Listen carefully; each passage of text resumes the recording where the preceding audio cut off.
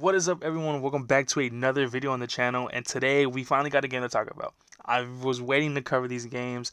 We're not going to cover the first two. Those were complete blowouts.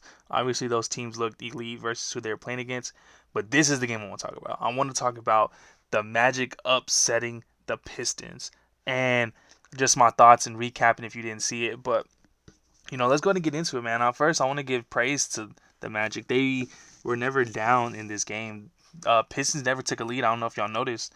And all Magic players finished in double digits. Paulo looked great shooting, having 23 and 9 on 53% shooting, man. It's like he heard all the criticism. He locked in for his playing game. 48 hours later, he comes in, has a great game. And then, Wendell Carter played great after catching his criticism. Franz, he didn't play so well for the first three quarters, but when it mattered the most, he came through with 11 fourth quarter points, finishing with 19, 5, and 4. And having the game closer like that, the ball movement, everything in this game for the Magic was good. Everything was falling. They looked comfortable there, right? They also won the turnover battle. They were able to out-rebound the Pistons. They had more assists than the Pistons. They shot better from the field. They didn't shoot better from the three-point line, but the Pistons didn't shoot too good from the three-point line either. And then you had, the free throws, right? The Magic only had like 19 free throws, if I'm not mistaken. Let me go ahead and fact check that. They did. They only had 19 compared to the Pistons 38. They were still able to pull out ahead, but then you look. Right, you go to the Pistons side.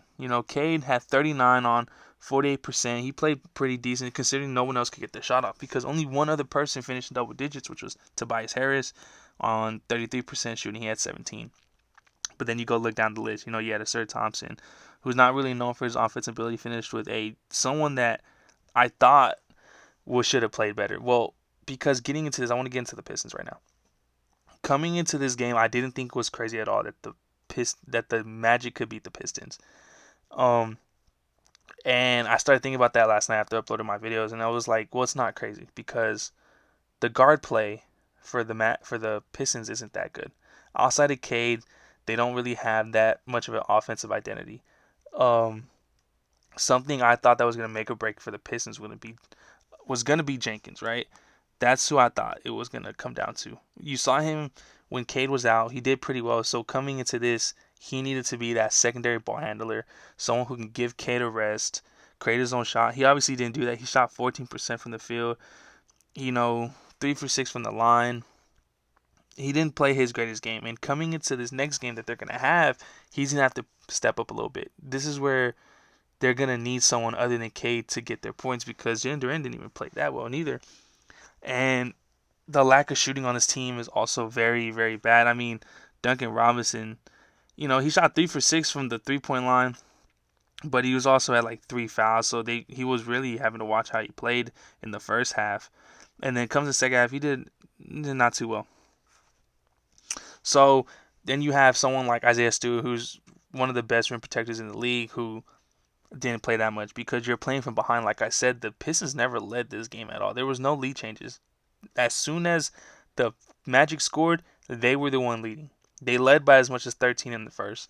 They never took their foot off the gas. In the fourth, Franz was able to close it out, like I said. They looked great all around, which is what I think can continue to happen. Paulo looked comfortable. He was still taking some of those contested jumpers in the mid-range. They were falling, though.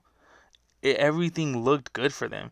The Pistons just look lost, and the identity that they have, they don't have outside of Cade, right? Like I said, the guard play was lag. You can't play, a Sir Thompson at the same time as you want to play, Durant or Isaiah Stewart because you're lacking the offensive abilities out there. Or like with Isaiah Stewart, you have him. You can't play Ron Holland, who is a pretty good defender, but no offensive ability neither. It really shows the struggles here. So I don't know how they can bounce back from this. I believe that, Durant's going to have a good game next game, right? Obviously the Orlando Magic's defense is pretty great. They're good with bigs. They're good being able to shut them down a little bit. So I was expecting a bad game, maybe 2 from Durant, but losing like this, it was 112 to 101. So the score shows a little closer.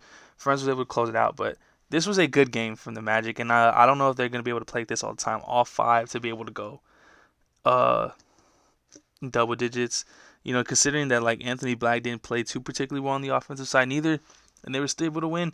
So if I'm the Pistons, you look at the score. If I'm a Pistons fan, if you didn't watch the game, you're like, oh, I'm not that worried. But I would be worried strictly because, like I said, you have no offensive identity outside of Cade Cunningham.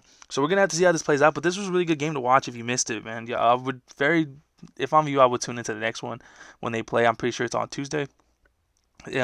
So that's gonna be a good game to watch. I think this is gonna be one of the better series. I think they're gonna be able to go back and forth. I expect it to be more defensive.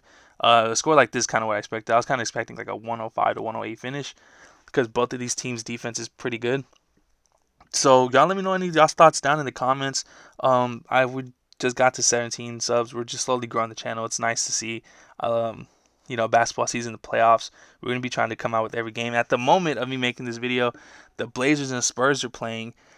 It's at halftime. The Spurs are up. So let's go ahead and see if these Blazers come back, give us another video to make. But all right, man, y'all go ahead and like, subscribe, and we're gonna be covering all this. And even when NBA season is up, we're gonna be talking NFL. I know the NFL draft will be soon. We're gonna be covering that. So y'all go ahead and if y'all like basketball, football, even if y'all like baseball, you want to hear that for some reason, not that many people want to. I watch it too. We can all talk about all sports. But thank you for watching.